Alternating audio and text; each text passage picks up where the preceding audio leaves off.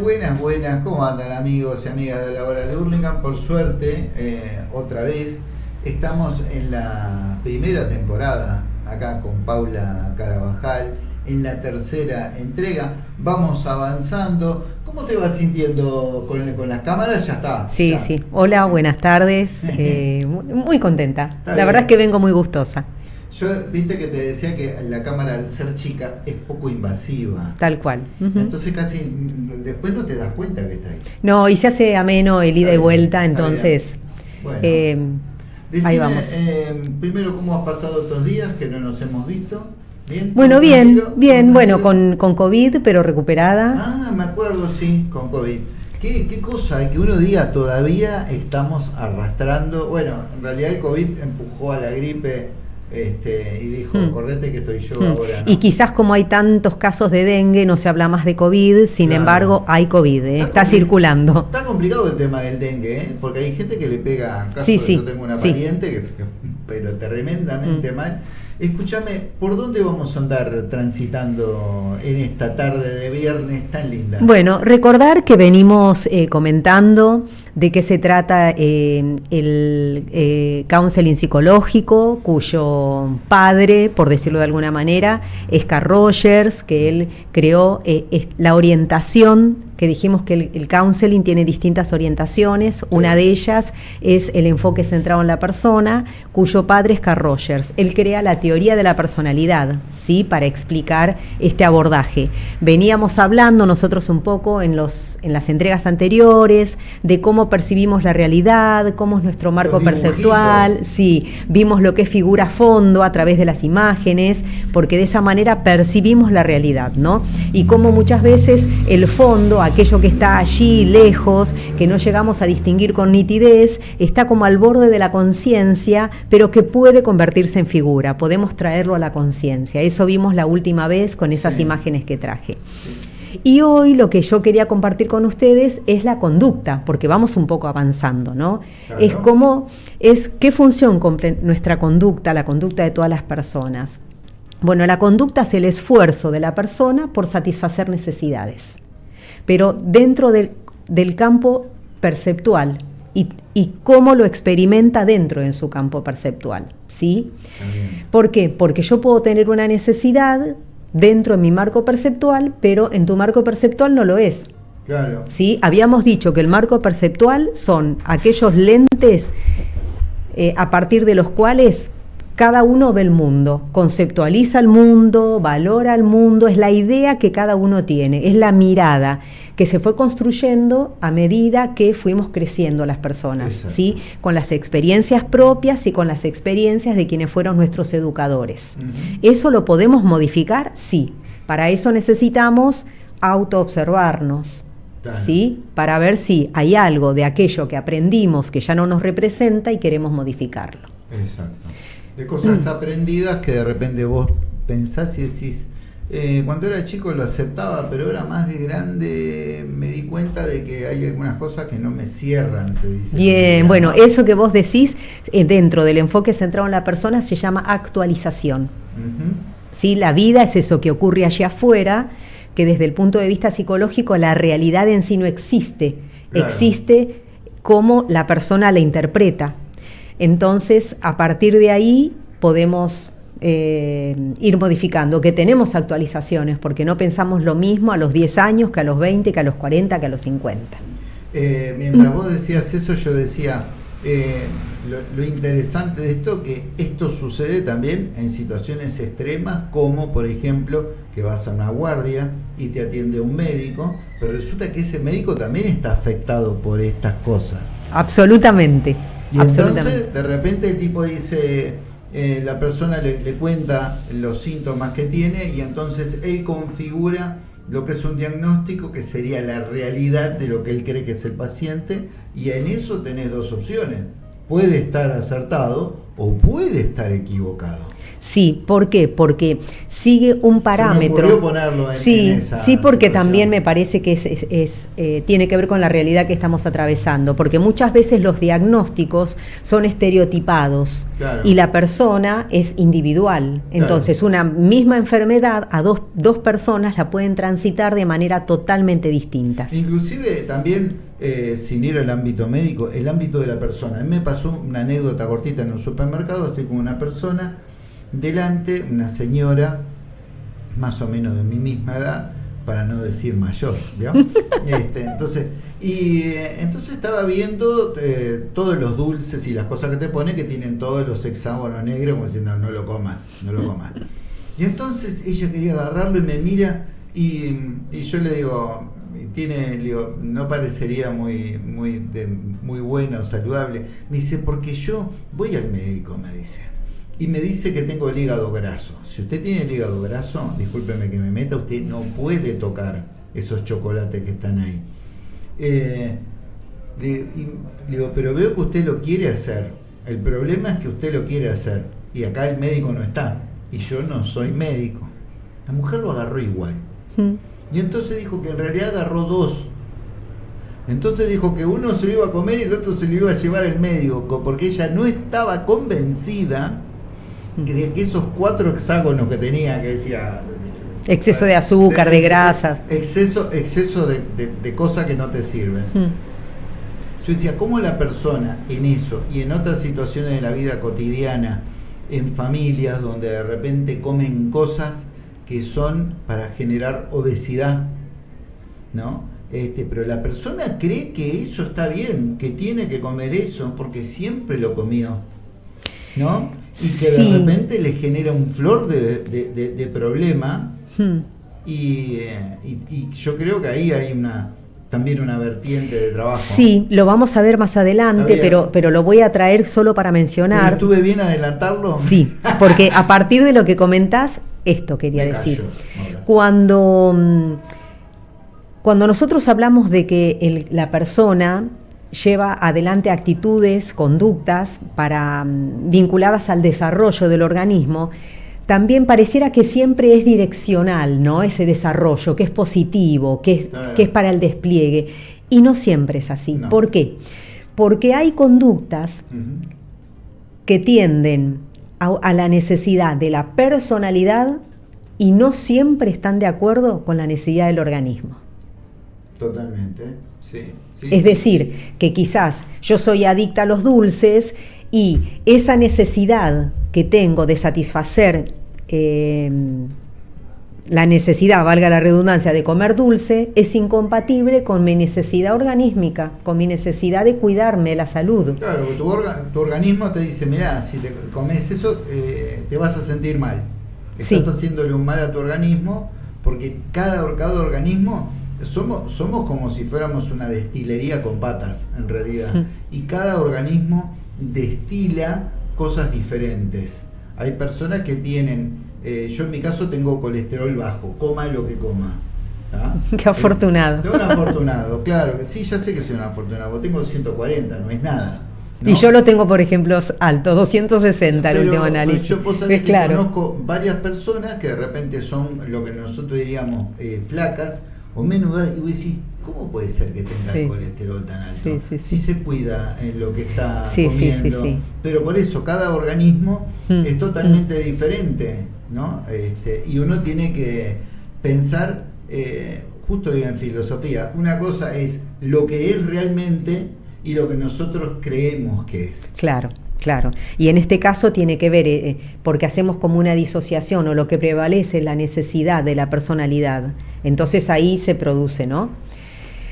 Volviendo a lo que estábamos, decíamos esto de la conducta, ¿no? Que la conducta se satisface de acuerdo a, en el campo perceptual y de acuerdo a cómo experimentamos ese campo perceptual. Por ejemplo, somos compañeros de curso, vamos a rendir un examen y a mí me fue mal. Y la verdad es que me aflijo, me hago un problema y a vos también te fue mal, pero tranquila, no pasa nada, lo volvemos a dar. Sí. En cambio, Yo vi lesionada necesidades mías, por necesidad de reconocimiento, la necesidad de valoración, y eso hace que me aflija, que me ponga mal. ¿Sí? Entonces, podemos atravesar la misma situación, pero tenemos campos perceptuales distintos y nuestra conducta va a ser diferente. Claro. ¿Sí? Las conductas tienen una base fisiológica, ¿sí? Cuando vamos, porque surge un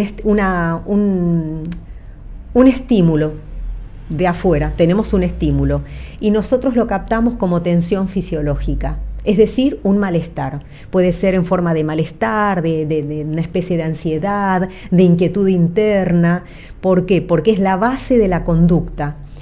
Y esa base viene a ser como el motorcito, como la motivación para ponernos en acción y satisfacer esa necesidad que tenemos. Por ejemplo, voy a trabajar, voy llegando tarde y viene el colectivo. Si llego tarde, pierdo el presentismo. Entonces, mi necesidad, la primaria, la urgente en ese momento es correr y subirme al colectivo. Una vez que me subo, ahí bajó esa ansiedad. ¿Sí? Entonces, estamos satisfaciendo necesidades todo el tiempo. Y algo muy importante para poder comprendernos nosotros y comprender a los demás, es que todos estamos satisfaciendo necesidades todo el tiempo, no solo nosotros. Vos seguís hablando, espera que voy a cerrar la ventana, porque es la hora que los mosquitos ya tienen ganas de entrar. Entonces, eso es importante que tengamos en cuenta. Y otra cuestión muy importante tener en cuenta es que la conducta siempre se satisface en el presente. A ver ahí, no. Lo vamos a casar, se puede allá. Sí. Siempre se satisface en el presente, no en el pasado ni en el futuro, porque nuestro cuerpo, nuestra biología está en el presente siempre. Y porque el otro no existe. Lo que se dispara es la mente. Claro, el pasado, ¿cómo vas a hacer para como algo y que afecta el pasado, que afecta el futuro, que son cosas que no hay forma o satisfacer una necesidad que ya pasó o que no sabemos si va a venir. Claro. ¿Sí? Pero ahí también vemos algo importante, porque nuestra biología siempre está en el presente. Lo que se nos dispara es la cabeza siempre, ¿no? Claro. Entonces, por eso el eje corporal, la autopercepción es fundamental. Eso es muy importante. ¿Cómo vamos con el tema de los dibujos? Sí, más adelante. Más adelante, sí. Está bien. Bueno, muy interesante, está bueno eso. Lo escucho en vos, lo racionalizo, y lo que te agradezco es que pones en palabras cosas que son objetivas. Es decir, es obvio que yo en este momento no estoy ingiriendo nada, no estoy comiendo nada. Entonces eso es lo que está sucediendo. No está sucediendo que yo hacia atrás en el tiempo, que ya no existe, tomé un vaso de agua o comí una banana, una manzana. Claro. ¿Entendés? Pero es en el momento en el que uno se percibe. Tal cual. Cuando uno se siente de repente mal o tiene una patología o que continuamente te está sintiendo mal, siempre estás tratando de buscarle la vuelta para pensar ¿y qué habré comido ayer? ¿Y cómo me sentiré mañana? ¿Qué esto, lo otro? No, pará, tenés un problema en este momento. Claro. O una situación en este momento que uno tiene que racionalizarlo, decir, bueno, este momento es el que tiene valor para mí, con quien yo tenga que buscar de hablar para ayudarme a resolver el problema. Y por otro lado, porque es el único que tenemos. Claro. Es el único que tenemos. Es el presente. Sí, no existe otra cosa. No puede hablar de lo que pasó. Puede hacer malabares sobre qué sucederá. Pero lo único que existe, por ejemplo, es que nosotros dos estamos sentados acá hablando en este momento. Es el ahora. Es el ahora que tenemos en conjunto, vos y yo, este tiempo. Por eso es bueno también tener en cuenta que a veces cuando se nos dispara la mente o los pensamientos, el ancla biológica por excelencia es la respiración y sentir el cuerpo, porque es lo que me trae a la hora. Claro. ¿Sí? Claro. Eso es fundamental. Es importante tener en cuenta, por ejemplo, que la emoción facilita y acompaña la conducta. ¿sí? Sí. Siempre va a haber emoción en la conducta. Y de acuerdo a la necesidad, hay emociones de dos tipos. Un grupo de emociones que están vinculadas con la búsqueda y otras que están vinculadas con la consumación. Por ejemplo, tengo una necesidad y las emociones que están involucradas en esa situación de búsqueda, por ejemplo, ahora que hay mucho dengue, estoy preocupada, me aflige contagiarme y salgo a buscar repelente, ¿no? Y entonces, un poquito como nosotros, claro, salgo a buscar, entonces ahí se activan emociones vinculadas con la búsqueda, que son emociones de inquietud, ¿sí? Que las siento físicamente como de inquietud, como de preocupación. Totalmente. Si obtengo aquello que estoy buscando, que en el ejemplo, pueden haber miles de ejemplos, ¿no? Yo puse pero pueden haber miles. Cuando obtengo aquello que estoy buscando, tengo que pude consumar mi necesidad, tengo emociones que tienen que ver con el alivio, con el sentirme que estoy mejor, con el sentirme que me aflojo, por fin conseguí aquello que tanto necesitaba. El off. Por ejemplo. Claro, por ejemplo, ¿no? Que uno ve que en distintas situaciones, tanto en esto que estábamos hablando recién sobre un repelente en época, había gente que se desesperaba, otras personas decían, bueno, si no lo encuentro, ¿qué le va a hacer? Buscaré otra cosa, otra salida. Pero hay gente que se detona, como se dice en la calle, se pone muy mal, ¿no? Vaya a saber qué es se debe sentir inseguro, no por los chorros, sino por una cuestión de inseguridad, que no conseguí tener eso que todo el mundo está diciendo. No provoca temor, porque es el primer resguardo que se tiene frente a la picadura. Claro. ¿No? Y por otro lado, paralelamente, que no tiene nada que ver, estaba viendo una película sobre una experiencia en una cárcel estadounidense, y cuando grababan a los presos, todos decían lo mismo, que ellos tenían que aprender, mejor dicho, los presos viejos le enseñaban a los presos jóvenes que controlaran sus emociones. Era fundamental que pensaran y que apaciguaran las emociones, porque las emociones eran las que les hacían hacer cosas inadecuadas. Tanto los hechos que lo trajeron adentro de la prisión, como luego viviendo en comunidad en una prisión que estaban haciendo un experimento, ¿no es cierto? Mira qué interesante. Pero hablaban muy fuerte sobre el tema de las emociones y controlar las emociones. Bueno, para controlar las emociones tenemos que tener autoconocimiento, porque si no nos conocemos, no podemos controlarnos. Claro. Por ejemplo, conocernos implicaría saber cuál es la emoción que más me cuesta transitar. ¿Cuáles son mis propios límites? Saber cuáles son mis propios límites. Claro, mis propios límites en estos términos, saber cuál es la emoción que más me cuesta.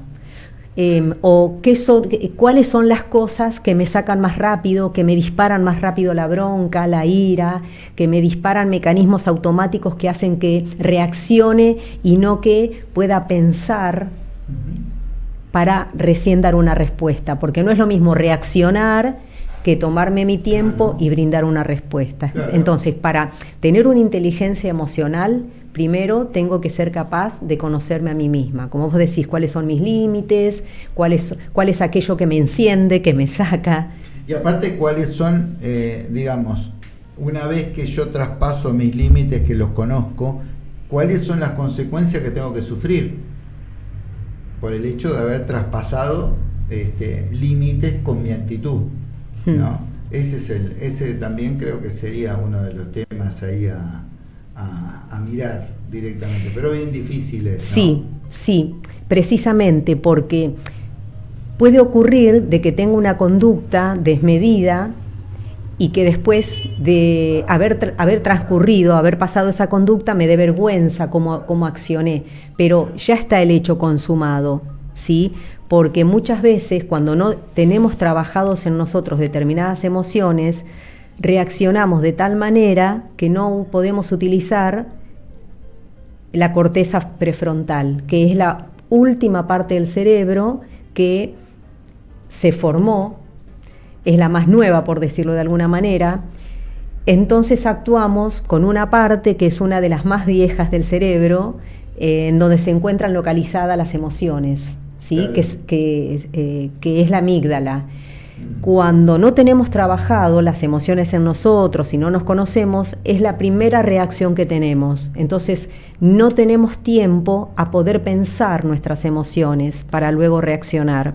Las emociones estamos atravesados por ellas todo el tiempo porque nos permiten adaptarnos a la vida, a todo lo que va aconteciendo en el día a día. E inclusive hay situaciones donde paradójicamente la determinado tipo de emociones son las que te salvan la vida. Totalmente. Por ejemplo, tener miedo te salva la vida. Totalmente, también.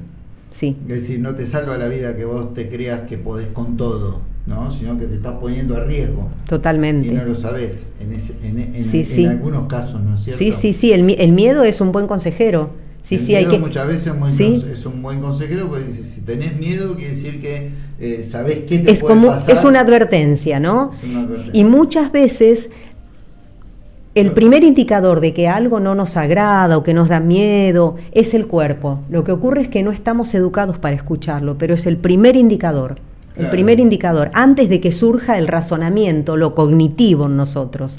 Por eso es tan importante conocernos. A ver, estoy nerviosa, ¿dónde lo siento? ¿Tengo miedo? ¿En qué parte del cuerpo se manifiesta? Todas estas cuestiones que nos dan indicios de cómo somos, de cómo para reaccionar y para tener conductas de la mejor manera posible, ser emocionalmente maduro. Sí, lo único que yo digo, no sé si sucede, es que me parece que cuando la gente se excede, casi me alcanzan los dedos de la mano para recordar situaciones donde alguien pidió disculpas, sino que lo que veo es como que hay doblar la apuesta. El que mete la pata luego se hace el guapito, como diciendo yo hago lo que quiero, ¿no? Bueno, me pude haber equivocado, pero ¿qué me importa? Y capaz que te vuelve a tener una situación hostil, ponele hacia otra persona. Eso es lo que uno ve. Bueno, ¿no? Porque yo le llamo la subcultura del aguante. Eso que vos relatás, yo tengo como una idea de que es como un clima de época, Marcelo, ¿no? En donde está a mano la ofensa por el otro, la descalificación, el maltrato, pero es un clima de época, lamentablemente ese. Por eso creo que los que no estamos de acuerdo con ese modo, tenemos que insistir en que hay otra forma de poder comunicarnos. Yo eso lo empecé a ver en los 90, en los 90 y pico, 94, por ahí empecé a ver eso, que luego inclusive fue hasta motivo de que hubiera hasta algún programa deportivo hablando sobre el aguante y que esto y lo otro. Y digo, eso es una subcultura, porque de repente veías que había una persona que se enfrentaba a 10 en la calle, ponerle hinchadas. Pues sí, no es que tenga aguante, que es un estúpido. ¿Cómo te vas a enfrentar 1 contra 10? No, porque yo tengo aguante y aguanto los trapos. Y que vos decís, es toda una configuración de diálogo consigo mismo con cosas inexistentes. Aguante los trapos, está él solo contra 10 personas. Claro. Está en una situación donde va a salir. Bueno, eso es no tiene base en la realidad. Claro. Eso, ¿no? Es como un pensamiento mágico. Claro. Porque está a las claras de que las fuerzas, si tenemos que medirlas, no funciona, ¿no? Pero también puede suceder, sin ir a la violencia de barra, puede ser la persona eligiendo qué comer y de repente está eligiendo que come algo que le hace mal, pero ya lo como porque total, que esto, que lo otro. Es decir, el chorizo es un alimento ultra procesado, se supone que no lo tenés que comer, las salchichas ultra procesado, no tenés que tocar nadie, por más que esté bien. Y cosas, no, pero yo, que esto, que lo otro, vos decís, qué loco que esto, de repente después se siente mal y está sentado en la camilla, el médico le dice, sáquese la ropa de la cintura para arriba, le voy a revisar, y qué le pasó, qué comió, no sé qué pude haber comido. Y bueno, nos falta mucha educación en muchos ámbitos, pero en este que vos decís del emocional y del autoconocimiento creo que es fundamental. Sí. Fundamental. Yo creo que somos lo que antiguamente en los 70, hoy en día se puede ver un poco más, somos una sociedad con un porcentaje alto de reaccionarios, de reacción, ¿no? Somos una sociedad reaccionaria porque está dominada por emociones mal procesadas, muy mal procesadas. Incluso me ha tocado a mí encontrarme con chicos que me dicen, sí, porque a mí me dicen que yo soy un facho, ¿no? Un ejemplo, ¿no? Y cuando me pongo a hablar con él, la verdad, nada más lejos que eso. Una persona solidaria, pero claro, una persona que no estaba asistida por los derechos, una persona que estaba corriendo en desventaja en contra de en la sociedad, que no estaba recibiendo nada y que tenía, claro, yo le decía, es natural que tengas bronca si no estás recibiendo nada. Eso lo vamos a ver ahora cuando veamos la imagen de la pirámide de las necesidades básicas. ¿Lo ponga eso ahora o más adelante? Ahora, en un cachito más adelante. Vale. Bueno, algo que me faltó comentar es que cuando en la conducta, cuando interviene la emoción, también interviene de acuerdo a cierta intensidad. Y la intensidad de la emoción va a estar dada de acuerdo a la valoración que yo hice dentro de mi marco perceptual. Como siempre, el marco perceptual es fundamental acá. Claro. Es muy importante, nosotros podemos ver a una persona que lleva a cabo una conducta y lo primero que hacemos es la juzgamos directamente, ¿no? Sí. Qué mal, qué bien, no tendría que haber hecho tal cosa, pero en realidad esa persona estaba obedeciendo a la satisfacción de sus propias necesidades. Para comprenderlo, tendríamos que entender el marco perceptual de esa persona, así como nosotros también seguramente somos juzgados por otros de acuerdo a nuestra conducta, ¿no? Exacto. Ayer estaba viendo yo veo bastante película, hay una parte de una escena donde hay un afro, pero es un mundo muy de futuro, donde ya ni se ve, una destrucción total, y alguien le pregunta, ¿y vos por qué le pegabas al negro? Le dice, en realidad lo que sucedió es que antes me pegaban a mí me tomaban de punto y era insoportable porque me pegaban todos los días. Entonces cuando apareció el negro me fue muy fácil canalizarles todo sobre el negro. Entonces para mí fue un alivio porque automáticamente, y yo también acompañé, yo también le pegué, decía el tipo. Tremendo, ¿no? Sí, durísimo. Tremendo. Y decía, pero para mí fue un alivio porque desde ese momento en más le empezaron a pegar a él y a hacerle de todo a él. Dice, y a mí me dejaron en paz, ya no me pegaron nunca más. Claro, porque encontraron otra persona, porque claro. Encontraron otro donde canalizar. Otro chivo expiatorio, sí. Chivo expiatorio que sí, con fórmulas que dan, como digo yo, 2 más 2 son 5, ¿no? Claro, cualquier cosa. Pero estaba bueno ese diálogo. Bueno, los americanos para la parte psicológica son bastante duros, ¿no? Sí, sí. Son bastante directos para mostrarte la psicología de todos los días. Sí, bueno, uno de los psiquiatras norteamericanos, Abraham Maslow, hizo la pirámide que vamos a ver ahora, que es la pirámide de las necesidades. Acá está, tapándome a mí. Sí. Ahí te ve mi pelada. Ahí. Bueno, Abraham Maslow llevó adelante, que fue contemporáneo de Carl Rogers, se conocieron, y él llevó adelante, hizo el dibujo de una pirámide de las necesidades, ¿no? Que es una pirámide en donde estableció jerarquías. Cada uno de los colores, empezando por la base, son las necesidades primarias de alimentación, de refugio, de cuidado. Luego tenemos las de seguridad, las de filiación, las de sentirnos queridos, contenidos, amados, cuidados, la de reconocimiento, ¿no? De autorreconocimiento y reconocimiento por parte de los demás, porque también es importante ser reconocidos. Las personas, los seres humanos, necesitamos ser reconocidos, porque también a partir de allí podemos apreciar lo valioso que somos, ¿no? Y en la cúspide de la pirámide, que está con color amarillo, son las necesidades de autorrealización, que también están vinculadas con el desarrollo de la espiritualidad, con la solidaridad, ¿sí? Algo muy importante que sostenía Abraham Maslow es que si yo no tengo, porque es una pirámide jerárquica, si yo no tengo las necesidades primarias, la alimentación, el refugio, la vivienda, de ninguna manera puedo seguir subiendo en la pirámide. No puedo pensar en mi autodespliegue, en mi autodesarrollo, en mi espiritualidad, si la verdad es que me falta lo básico para subsistir, como la comida, el agua potable, el abrigo. Exacto. ¿Sí? Aparte hay una cuestión temporal, ¿no? Porque cuando vos estás pensando en que tenés que comer, estás pensando al día, estás pensando sobre las 24 horas. Entonces no hay ninguna proyección de tiempo porque estás pensando sobre las 24 horas. Una vez que resolviste eso, puede ser que de las 24 horas hayas saltado a la semana, ponele. Tal cual. Después a los 15 días, después al mes, y una vez que vas más arriba, que resolviste todo, entonces estás pensando en querer ser un mecena. Claro, ahí viene el despliegue del ser humano, pero nunca vamos a poder desplegarnos si lo básico no lo tenemos cubierto. Claro. Y esto es importante.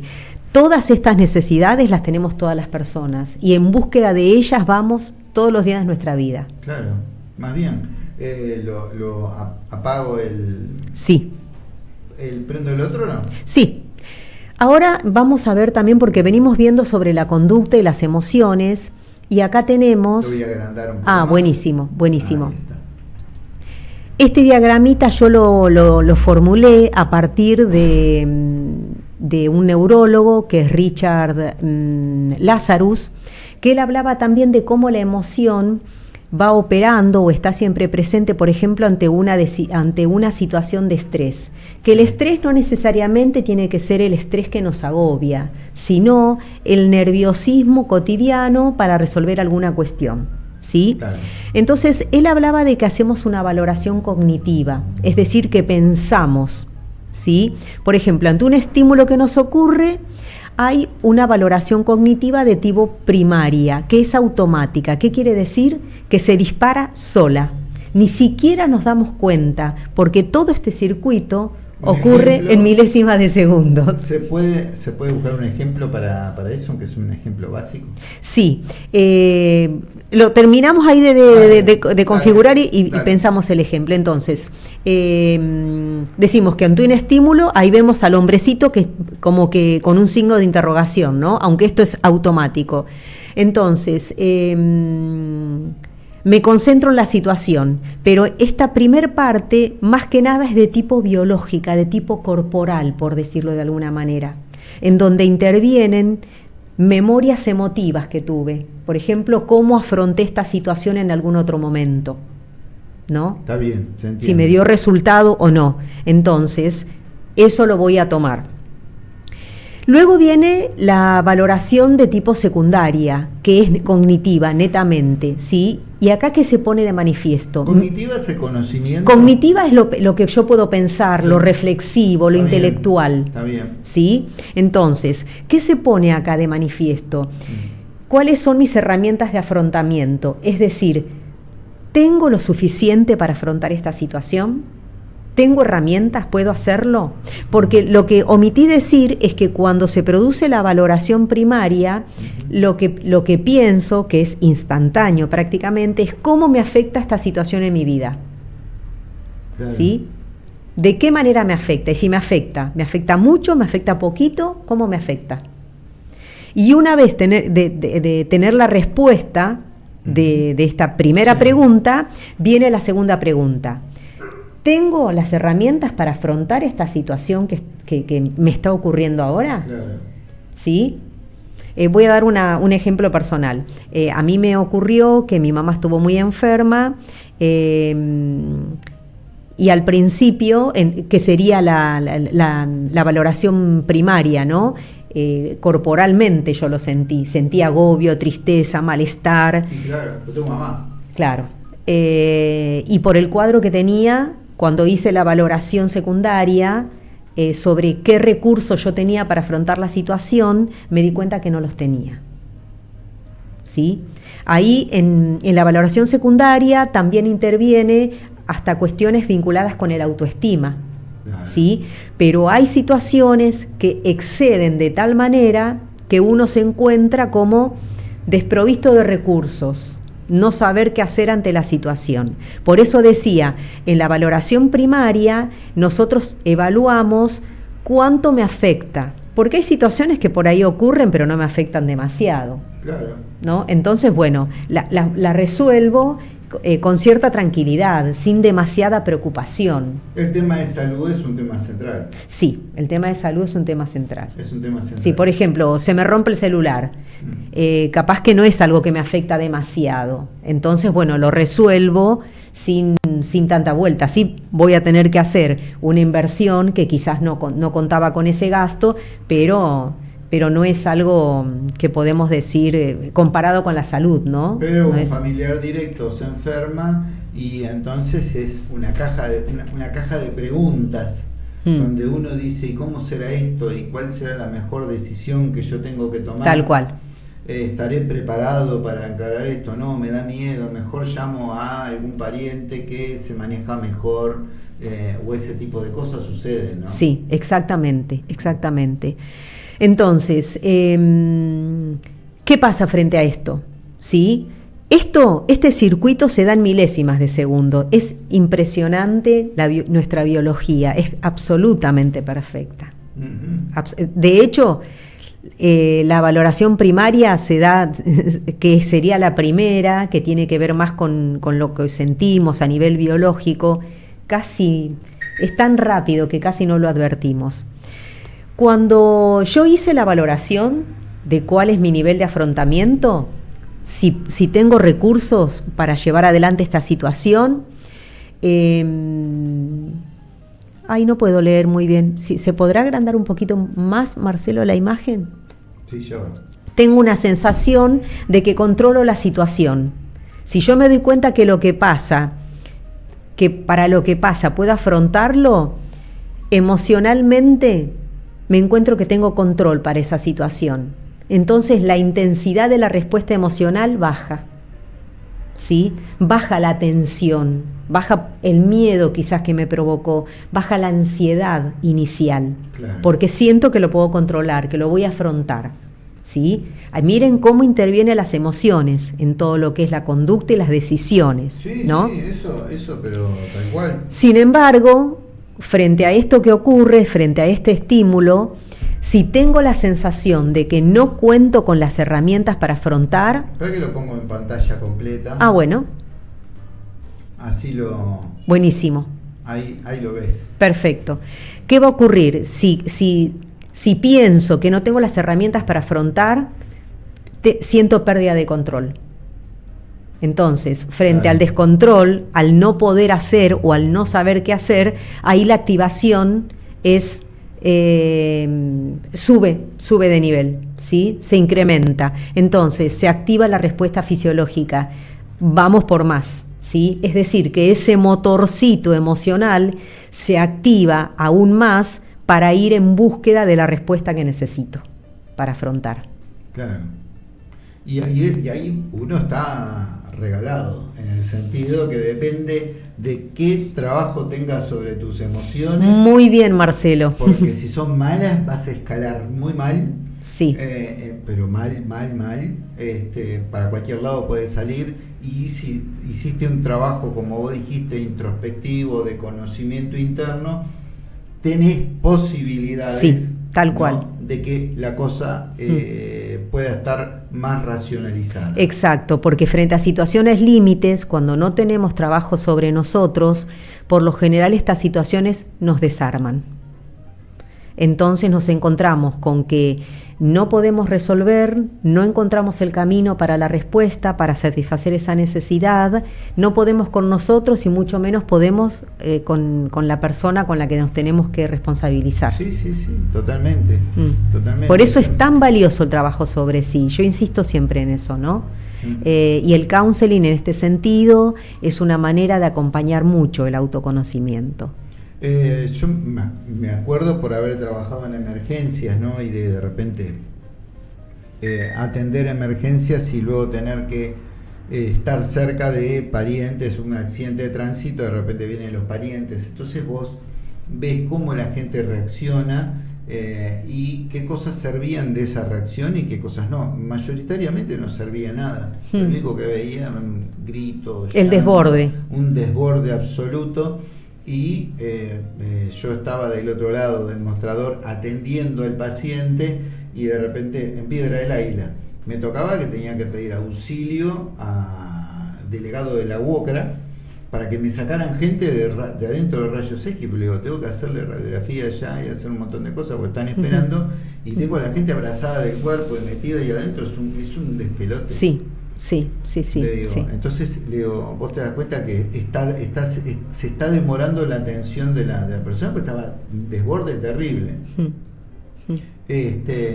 Y luego eso se pudo ver, ¿no? Y uno, al menos yo lo pude ver, y siempre charlando, siempre diciéndole a la gente, a los padres jóvenes, si tu hijo se golpea, ponele, le digo, vos tenés que darle seguridad. Si el chico se golpea y los padres se ponen a gritar, el chico se siente inseguro, ¿entendés? Nadie le está dando seguridad porque se agrega a su dolor, que de repente no puede ser, pero que no sea tanto, se agrega que ve que los padres también le están metiendo más miedo, diciendo, te pasó algo terrible. Claro, porque ellos son las figuras de referencia. En cambio, en vez de estar tranquilo, de darle serenidad, decirle, mira, ya viene un médico, ya te vamos a atender, va a estar todo bien, te estamos cuidando, que todo lo otro. No, lo contrario, es como que la gente cree que el desborde es un sinónimo de oh, cuánto te quiero, ¿no? Es decir, más me desbordo y más demuestro oh, cuánto te quiero y cuánto me preocupo por vos.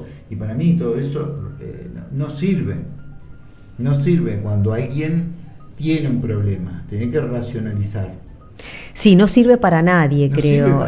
No sirve para la Pero persona que lo tiene, para la persona que está convaleciente, ni para los profesionales que asisten a quien está convaleciente. No sirve para nada. ¿Dejo el cuadrado todavía? Sí. No, ya lo podemos quitar. Ya lo podemos quitar. Y para finalizar... Estábamos nosotros acá atrás, escondidos. Seguimos estando. Se me fue de lo que iba a decir. ¿Para finalizar? Sí, para finalizar quería comentar, a ver si lo traía anotado o no. Se me fue de la cabeza ahora lo que quería comentar. Está bien, no importa. Sí, volvió, es así. Algo interesante también que está vinculado con las emociones es lo que se llama la indefensión aprendida. Cuando realizo todo este circuito que vimos, mirá vos, y cuando no tengo recursos e intento una resolución, satisfacer una necesidad, por ejemplo, me quedé sin trabajo, salgo a buscar trabajo y no encuentro, y esta situación se repite y se repite y se repite, caigo en una situación de indefensión aprendida. Entonces, ¿qué es lo que ocurre? La persona, en lugar de afrontar, huye, ¿sí? Se queda estática, porque considera que no tiene los recursos y que haga lo que haga no va a cambiar esa situación. Eso se puede ver en esas situaciones, frente a violencia de género, se puede ver también en ámbitos de aprendizaje, de alumnos que por más que estudian, quizás les van más mal en los exámenes e insisten y les sigue yendo mal. Entonces refuerza esta idea de que haga lo que haga, no voy a cambiar la situación. ¿Sí? Entonces, trae muchas consecuencias de salud importante, ¿no? En el ámbito de la educación, dice que es así. Yo, por suerte, viví 2 ejemplos que en los 2 pasaba lo mismo. Matemáticas. Mi hijo Federico, cuando era chico, sus notas eran 0 en matemática. Acá lo mando al frente, acá en el Sagrado Corazón. Segundo año repite todo 0. Y encontramos una profesora particular que lamentablemente falleció hace un tiempo, que vivía acá cerca de Necochea y Rocas, por esa zona. Era excelente. Y entonces Federico pasó de 0 a sacar 10. ¿Qué hacía? En eso, obvio que no participó en nada la profesora de matemática del colegio, en el proceso de 0 a 10. Entonces cuando Federico hacía una prueba y él sacaba una nota alta, ¿sabés qué hacía la profesora? Le hacía hacer la prueba en el pizarrón delante de todo el mundo. Desastre. No confiaba en él, no confiaba en él. No, lo que pasa es que ella sabía que no le había enseñado. Yo te lo doy vuelta y te digo, ella era consciente de que no había participado de ninguna forma en cambiar a un alumno de 0 a 10 puntos, y entonces decía, me está engañando, porque ella no había participado. ¿Se entiende? Uh-huh. Porque él había conseguido eso en forma externa. Después pasó lo mismo con Julia, que es como si fuese una hija postiza mía, en otro lugar, en Capital. Ella iba a la primaria, tenía muchos problemas. El problema de los alumnos es cuando les va mal en matemática, es como una bisagra eso, pues los hace sentir mal. Entonces, esta mujer la agarra, en febrero me acuerdo, se pone a estudiar y empezó a andar bárbaro, le dio una confianza y no tuvo nunca más problemas. Pero actuaron personas externas, claro, al ámbito educativo. En realidad era parte del ámbito educativo, digamos la institución en la que ellos a la que concurrían, claro. Terminó siendo estudiado por una persona que era profesora de un alto nivel, claro, pero sin reconocimiento público, claro, por decirlo. Claro, sí. Pero más allá del detalle de quién enseñó bien y quién enseñó mal, está que hubo un alumno y una alumna a las cuales dejaron de ser 0 y pasaron a ser 10, nada más y nada menos, y además luego enseñarle a otros. Claro, alumnos. Pero ahí se pudo revertir, que eso está muy bueno. Y yo también lo revertí, claro, porque yo estaba confiado en que claro, pasaba eso. Claro, y otra salvedad es que hay alumnos que son buenos en otras áreas, pero en matemática no. Entonces ahí también se ve que no es la responsabilidad absoluta del alumno. Ahí está pasando otra cosa. Ahí está pasando otra cosa. Y en esa situación. Claro, en esa situación puntual, pero en esto que me refiero de la indefensión aprendida, es como todo el panorama. La persona no puede afrontar el panorama completo. Pero siempre hay un profesor de atrás. Yo puse ese ejemplo porque es un ejemplo habitual. Es decir, siempre van a haber alumnos que en tema de matemática, que es central, le va mal, y tenés que lidiar con profesores que muchas veces no reconocen, que no saben cómo transmitir la materia. Porque y no bueno, puede quedar como en la vida, Marcelo, que somos las personas tan diversas, lo que ocurre es que son lugares claves. Claro, eso es un lugar clave. Claro, son lugares claves y bueno, se puede afectar mucho. Claro, sobre todo al niño o al adolescente, porque están en etapas de formación también. Después esa persona no, para no engancharnos, vamos hablando de que pierde el trabajo.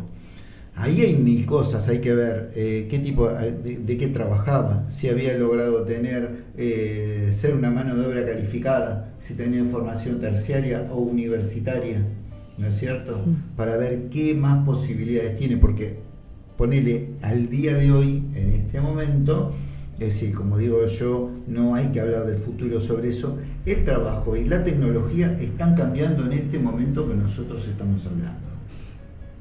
No mañana, no dentro de 5 años. En este momento que estamos hablando, está cambiando las formas de trabajo y está cambiando la tecnología para trabajar. Sí. Entonces, nadie te está cerrando la puerta. ¿Qué te cierra la puerta?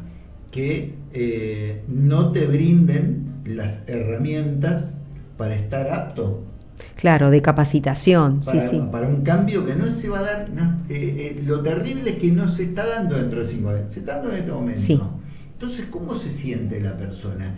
¿Qué instrumentos puede tener si de repente deja de tener el acceso a tener una formación, una instrucción, como digo yo, una instrucción educativa sobre X cosas, desde la escuela primaria, secundaria, la universidad, los posgrados? Todo lo que es hoy en día, lo que es la tecnología y lo que más avanza relacionado con informática, con los metales, con la electricidad, con las energías. bien complejo. Entonces, claro que afecta. No, sí, hay un montón, claro, hay un montón de aristas para considerar, ¿no? Yo lo que cuento es desde mi ámbito, por decirlo de algún modo, pero sí, desde luego que hay un montón de factores a considerar, seguro, sí. A mí se me ocurrió hacer esos comentarios porque abriste la puerta con mucha claridad sobre distintos temas donde yo hice una relación de ideas, claro, entre eso y lo que nos pasa en la actualidad. Y lo veo aplicado a tal tema, ¿no? Podés viajar desde ahí hasta una cuestión de salud, una cuestión educativa, una cuestión emocional, una cuestión de derechos, de lo que se te ocurra. Lo que se te ocurra, Paula. Bueno, así estamos. ¿Cómo te has sentido de vuelta? Bien, siempre muy cómoda, muy cómoda. Aparte más relajada también. Sí, ¿no? Sí, totalmente. Más sí. Tranquila. Y así que es muy grato venir, lo disfruto, muchas gracias. Bueno, para mí yo aprendo un montón, porque calculá, justo estamos en temas de comunicación, el ser humano es todo comunicación. Como vos dijiste, comunica con sus emociones. Comunica cuando las tiene, cuando no las tiene, comunica si las tiene y las expresa, o si las tiene y las expresa. Es decir, es todo comunicación. Sí. Y lo más importante de todo esto como resumen es que uno tiene que comunicar la verdad. Lo único que existe es este momento. El resto, hacer así con la manito. Y trabajo personal, que como yo me dedico al counseling, siempre voy a hacer hincapié en eso. Más que nada con una mirada preventiva, de prevención. ¿Sí? Hay momentos, las personas que tenemos momentos tranquilos, momentos buenos, entonces aprovechar en ese momento para autoconocernos, para fortalecernos, porque la vida por sí sola nos trae momentos difíciles, desafiantes. Entonces, más vale que en esos momentos difíciles y desafiantes ya hayamos trabajado sobre nosotros como para tener las herramientas para afrontar esas situaciones difíciles. Es así. Más que consejo y sugerencia, es para la vida de todos los días, ¿no es cierto? Para la vida de todos los días, es decir, en lo que en el barrio antiguamente se decía, se te va poniendo el cuero duro. No es porque esté mal, sino porque aprendés a decir, bueno, déjame que lo piense, déjame que después te contesto. Es decir, no hay motivo. Sí hay situaciones donde las emergencias reales existen. No todas son emergencias. Ahí ves, estamos con el tema de la valoración cognitiva, ¿no? Claro, cuando decimos no todas son emergencias, bueno, esa es una valoración cognitiva. Está bueno eso. Pues es que eso es muy simple y estaría bueno que la gente lo aplique cuando viene y viste que te apuran en la actividad que sea, en un club, en un torneo, en cualquier cosa, te dicen, no, porque necesito esto ya, y viene el otro con una carga de ansiedad y vos decís, a ver, ¿qué está pasando? ¿Alguien se va a morir? No. ¿Por qué? Y porque quiere un papelito aquello, porque quiere esta cosa, decir, bueno, no te preocupes que ya te lo voy a contar. Y otra cosa importante, Marcelo, también es esta cultura hace que tengamos que responder todo de manera instantánea. Exacto. Entonces, saber que tenemos el derecho de pensar nuestra respuesta y que nuestra respuesta también tiene que estar acorde a nuestros valores, a nuestro sentir, ¿no? Entonces, tomarnos nuestro tiempo para dar la respuesta, no subirnos a esa vorágine de la instantaneidad que tiene que ser ya o no. Ya o no, y además está muy bueno eso, es así. Y además implica de fondo, pero bueno, será para charlarlo, también está implicando un diálogo, ¿no?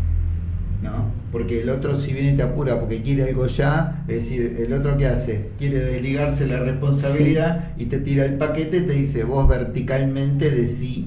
Solo quiere satisfacer su necesidad. Claro, mirá vos, mirá cómo todo va saltando. Cómo todo va saltando de alguna forma y se va aclarando. Todo es aplicable a la vida. Todo es aplicable a la vida. Gente, nos vemos en el próximo encuentro con Paula Carabajal, counselor psicológico, y a raíz de ese título empezamos a desgranar, a entendernos, a entender la profesión de ella también, y eso de alguna forma nos ayuda a enriquecernos y a entendernos a nosotros mismos. Bueno, muchas gracias, Marcelo. No, por favor, nos vemos. Hasta la próxima. Chao.